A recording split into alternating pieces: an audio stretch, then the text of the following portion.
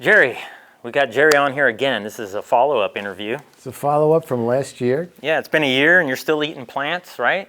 Oh, absolutely. And has your health declined over the last year? It's improved. Oh, wow. From plants? What? From plants?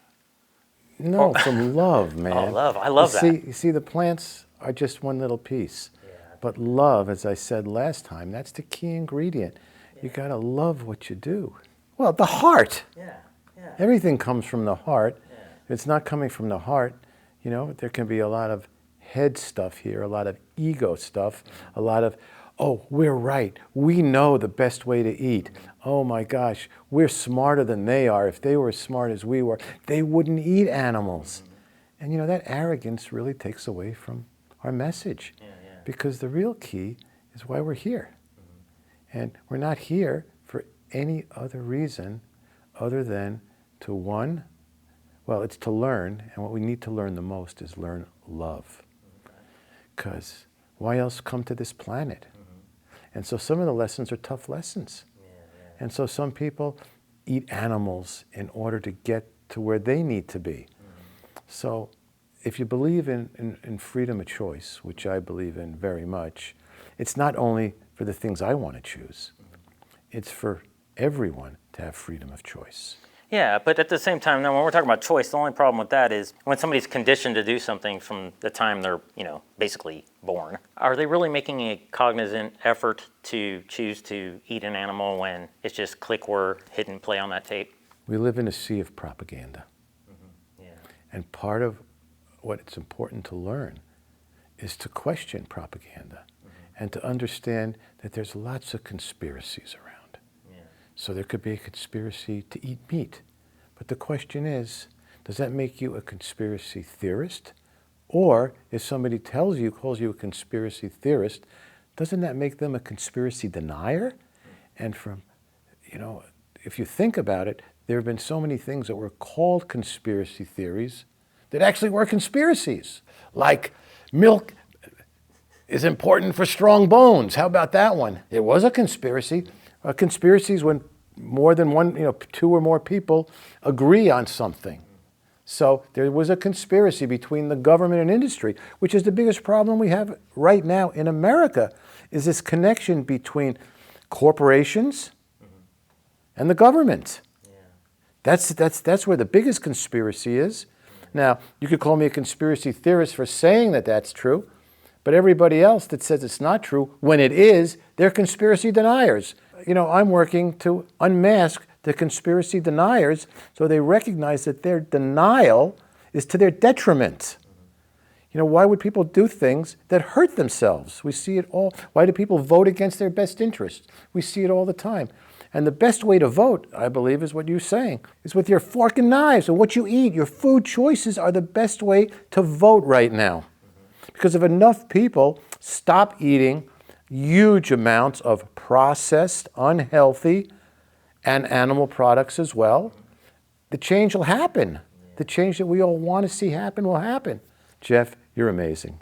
The fact that you do these videos and you bring out this philosophy of vegan and vegan living to people, there must be millions of views of your videos. And so that's what I'm talking about a commitment, about like really getting the word out. It's so important what you're doing. And you're there behind the camera. I wish I could turn it around and show it on you, because I have a tremendous amount of respect and appreciation for all this work that you do. Why I say people have to do whatever people have done, they've done. And it only gets them to where they are. So who knows what other path they could have taken. I certainly don't.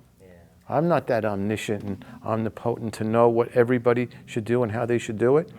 But I do know one thing, that I want to be able to do things the way I want to do it, what I choose. That's the microphone that I just hit. I'm so sorry. You put the microphone on my heart. And in a sense, that's true. That's why I wanted to do this interview with you. Because I feel like when I speak with you like this, my heart gets to speak.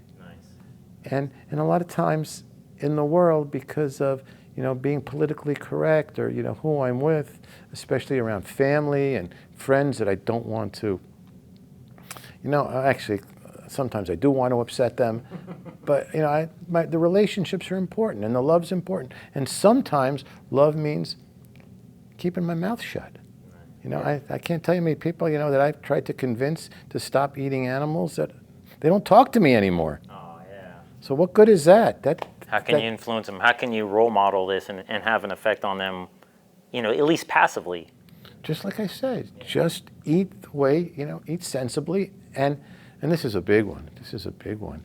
Less judgment, more love. So don't be so critical. Don't judge them so much. Don't think you're so right and so righteous about what you believe. As another friend of mine once said, when there's one finger pointing at someone else, there are three pointing back at me. But there's one going to the heavens as well. Oh, wow. And so let's tell the truth, even if the heavens fall. I'm not saying hide it. Speak about it. Talk about it.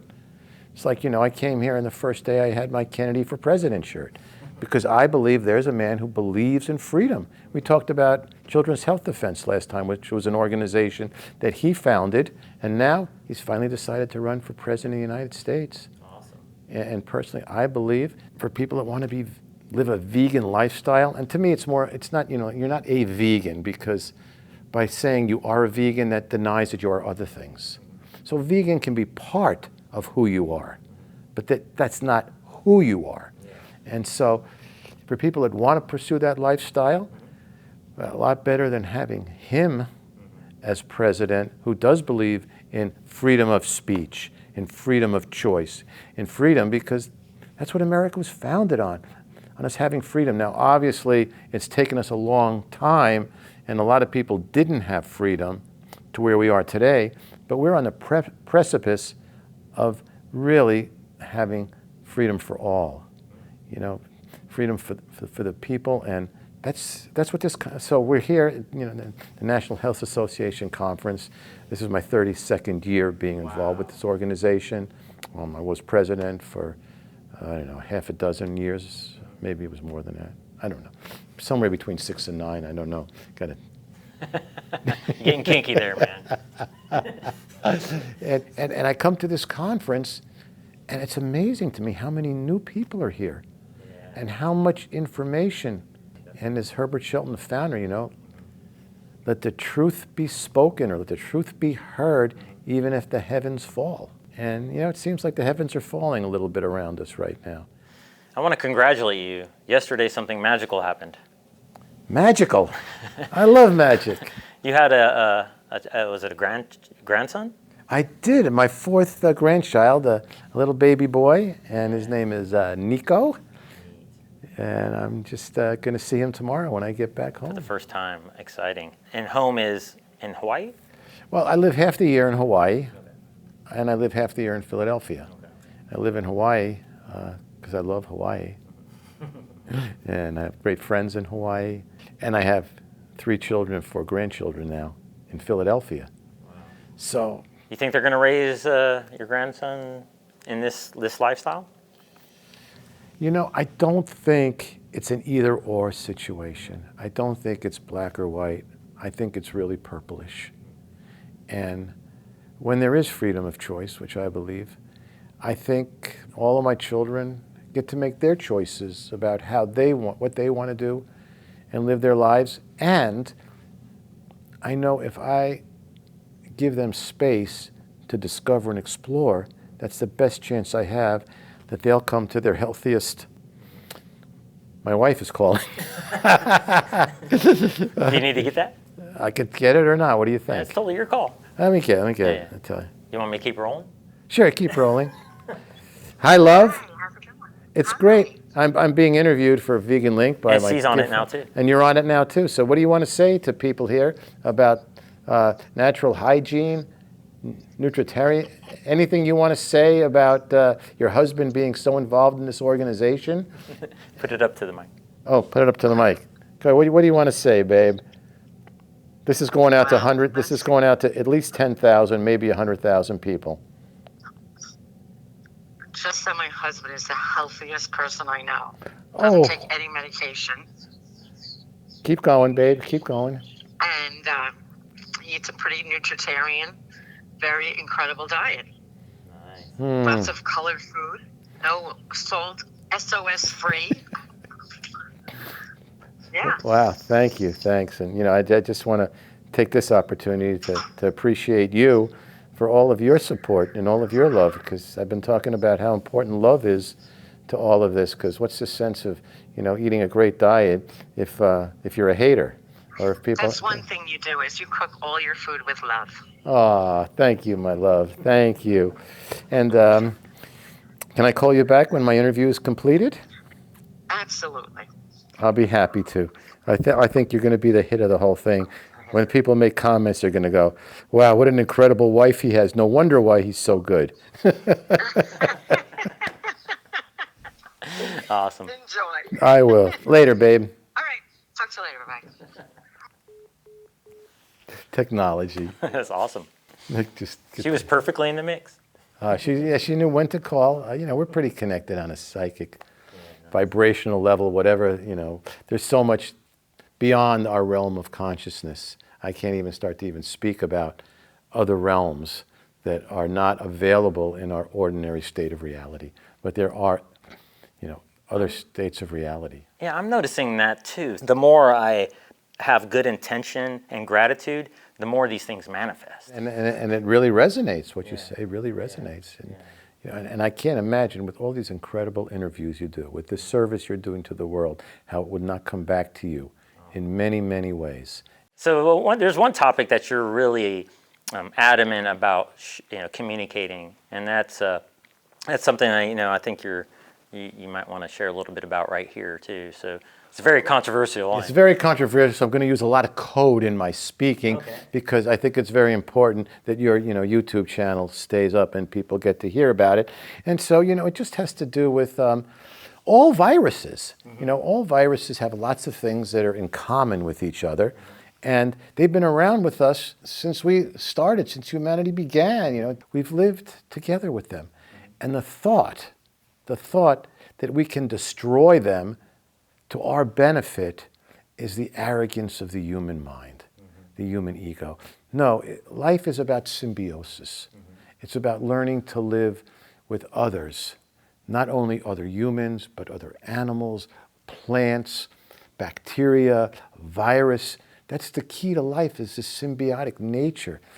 And you're making me think of, like, on a cellular level, you see that symbiosis, the mitochondria. And of course, some amazing scientists that you've been able to interview at this conference can speak, much more to that. And I'm talking more about it in a more general, humanistic way, because that's what I consider myself, a humanist. And so there are things that happen within the human that are really important. And to think that if we can kill off a part of ourselves, a part of nature, for our survival, I think is ill-informed and ignorant. And again, it's why I really ask people to listen to what Bobby Kennedy has to say. He talks about research. He's been a very avid student of scientific research. And so, he's a proponent of vaccine safety. But people don't hear him that way. The press doesn't put it out that way. They try and censure him and call him all sorts of pejorative names, when I think he wants people to hear the truth. Kind of like Herbert Shelton, who formed this organization. Let's tell the truth even if the heavens fall. And I got to tell you, I believe in this country there are heavens that will be falling. Hopefully it'll be a gentle fall. Maybe we should give them parachutes. The human, in my belief, has developed and learned to live symbiotically. And so if we live a healthful lifestyle, if we eat basically what's grown in naturally in nature, that has nurtured us for all these years before the processed foods came in, before the ritual slaughter of domesticated animals before that, if these viruses were so toxic, we wouldn't be here. We'd have been gone a long time ago. But many of them come, they do their thing, and they're gone. Now, how can we keep them? Well, one thing we can do, hypothetically, is we could take a virus in some foreign country that supposedly we're not friends with, and we could create laboratories there where they could do gene slicing and find parts of there and put other genes in and do gene splicing and create a virus that, might be very toxic to human beings. But even so, I believe the healthy immune system, which is multi-layer, we don't even know how many layers and how well it works, would be fine. And once we're exposed, once we recover, okay, everybody won't recover. But you know what? You can't protect all the people all the time. So once we do that, we have this thing called natural immunity. Somehow over the last few years, that hasn't existed in some parts of the world, as if a scientific fact could be erased because people don't want it to be true, because they believe that if you actually believe that, you might not do what they want you to do. And what's important, I guess, to some people, is you do what they want you to do so they can get their ends. And that's not the way I've been taught to think. Yeah. I've been taught to think, no, let's question. Let's question the motives. Is there a curtain up there? Well, let's take a look behind it and see who's pulling the levers and for what reasons. So, yeah, I do believe that a healthy human being is the best defense against any invasion of anything. And more of that I would like to see. And then there are certain areas where there may be deficiencies in a human. And one of those things, obviously, is vitamin D. The sunshine vitamin. That I've always endeavored to get as much sun as I can. In Hawaii, I try to get as much sun. But there are people that live in places where there's not a lot of sun. And I believe research has shown that vitamin D is an important ingredient in immune function. And so it's very easy to have your vitamin D levels tested. And just a couple cents a pill. If that was one thing that we did, we should do a bunch of, first of all, we should change the diet. So everybody's eating a healthy diet. It's varied. And one way you know it's varied is it's got lots of different colors, it's got different textures. You don't have to be a scientist to know what food is good for you. And you choose that. And then you have a test, and well, there are a couple things that people that adopt a vegan diet need to be careful of. They need to be careful of one, B12. And I have a mother who was a long-term vegan who either suffered from severe low B12 or DHA, another vital ingredient. It's easy to test, and it's so easy to supplement. So if you don't want to do that based on your philosophy, you're as bad as the people that are doing the other stuff. You got to be open. Okay, well, let me see. I have a choice. What's interesting to support what you're saying is it's a twofold thing. There's the origin of these zoonotic diseases that are these infectious viruses that are, killing however many millions of people. The origin of these things are from our dysfunctional relationship with the animal kingdom, right? Many of them are. That's true. The overwhelming predominant. That's very true. Yeah. Cowpox, mad cow disease. Chicken pox. But the flip side of that. Monkeypox. HIV. Oh, we'll get into HIV and Fauci in a minute. I don't know if we're allowed to talk about that. But on the flip side of that, not eating animals was shown to give you a 73% less likelihood of developing moderate to severe COVID, for example. So not eating animals protects you more and yes, and doesn't create. And we have to be careful about correlations. Because once again, one of the things we always know in science is correlation does not prove causation. It may imply it, which is great, and great to investigate get more like that. But there are other things that, people that eat animals, that are predominantly animal diet, and again, there's a variation. Are they having 1 meal a day, 1 meal a week, 3 meals a day? There's a real, and what else are they doing in their lives? What's correlated with eating meat that may create disease? So it's a complicated thing, but we do know that if you have a predominantly vegetable-based diet that's wide and varied, that you'll be protected against most everything as long as you account for those three things that I said. Yeah, and other lifestyle behaviors as well, probably. Yeah, and the other thing, of course, is, the mind. The mind is a very dangerous thing. and it's important to, good thoughts, positive outlook. Keep love life and simple, too. appreciation, gratitude, simplicity. Yeah, simplicity. But that's double-edged also. You don't want to keep it too simple. Well, the reason why I say that is because I'm learning how to be more minimalist and zero waste. I'm striving for that. And that simplicity, it's just so rewarding and freeing, liberating, Yeah, and that's wonderful for you. Yeah. And for anybody that wants that, definitely go for it. Yeah. And somebody that wants to get their life really complicated, go for that too and see how it works. Yeah. My Twitter thing is Jerry, number 4, choice. Jerry for choice, because I believe in all choice, that everybody should have choice. And we should really be careful, really careful about taking it away from anybody. Really careful, because unless it's an extreme situation, it may come back to haunt us. And that's frightening. To see, I mean, like I got to be very careful on this video. I don't want to use any words that might hit the censors. Now, I don't think anything I've said approaches that, but I want got to be careful about that.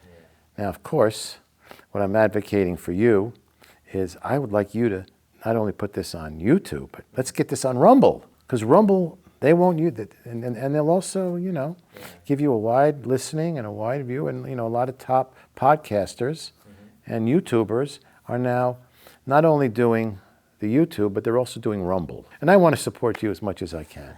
What you're doing is a great service, and I know it's called VeganLinked, and I've thought about that also. I've been thinking about you with much gratitude, and also, yes, it's vegan-linked.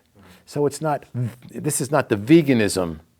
This is vegan-linked, because vegan is linked to a lot of great things.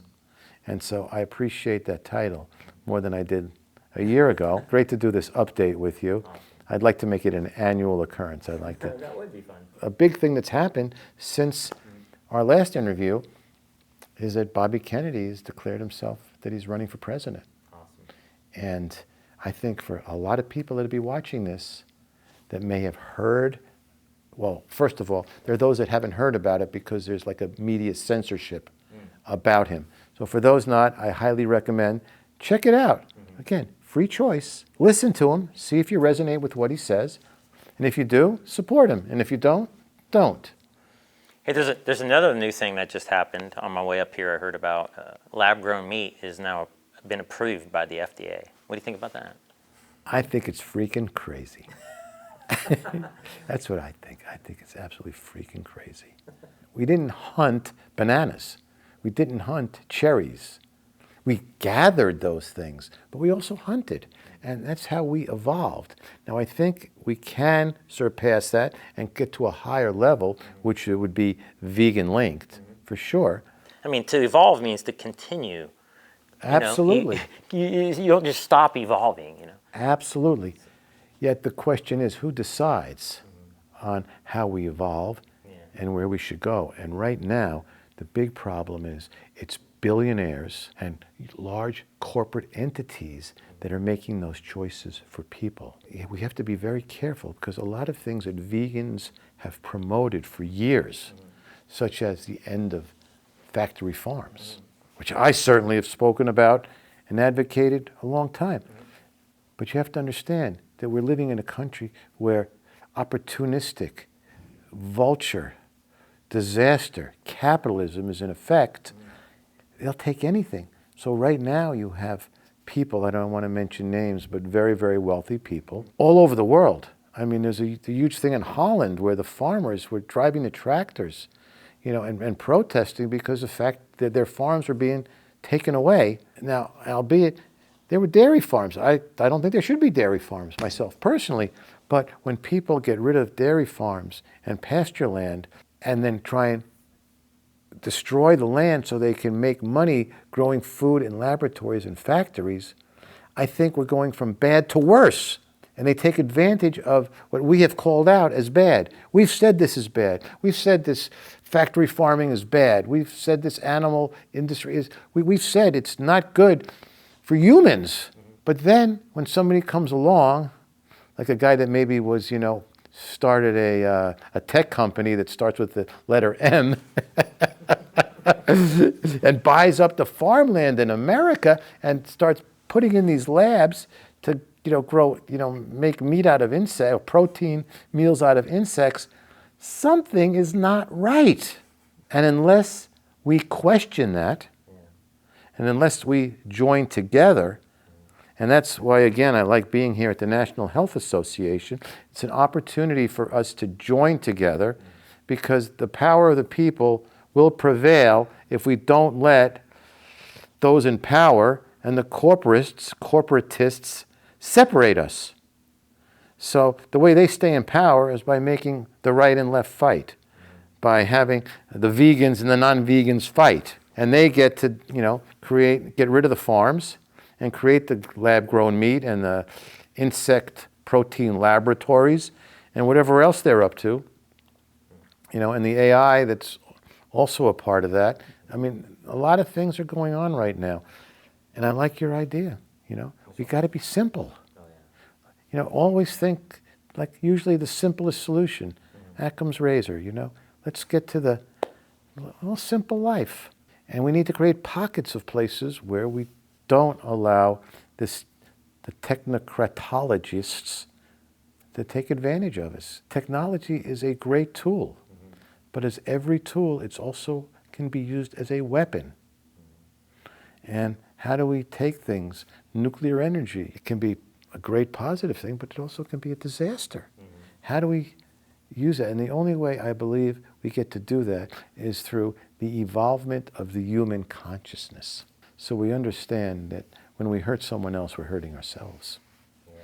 And that, the power corrupts, and absolute power corrupts absolutely.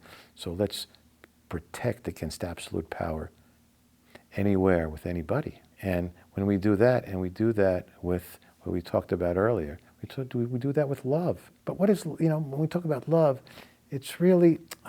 So one definition is to protect and nurture another's spiritual growth and independence. That and more. I think love is one of those things like God. In fact, I think they're the same. I think there's similes. That there's God, there's love. There's like nothing you say it is can adequately describe what it is. But we all know what it is. We all have had that sensation. We've all had the experience of love. And so that's what we need to continue to guide us in our decision making and on our eating, for sure, and what we choose to put in our mouths, which we said before. That's the big, I believe, I don't remember who said it, somebody once said it at one of these conferences is so great. It may have been Alec Burton many years ago. It may have been... Sabatino talks about love a lot. He does, but we vote with our knives and forks. Maybe it was Campbell's Forks Over Knives. And if we voted that way, then these large meat companies would go out of business. We wouldn't need these factories, and they would naturally get smaller. And let's come back to this conference. Hopefully some people watching this will want to come, and maybe next year, this is what I'd like to do with you. My proposal is we can do something like this, but I'd like to have a panel. I'd like to have a group of people around following our conversation live, and then being able to interact with us at points during the conversation. Definitely. And I want to say one last thing. Yeah, what's that? I love you. Well, I love you too, man. Thank you. You're awesome.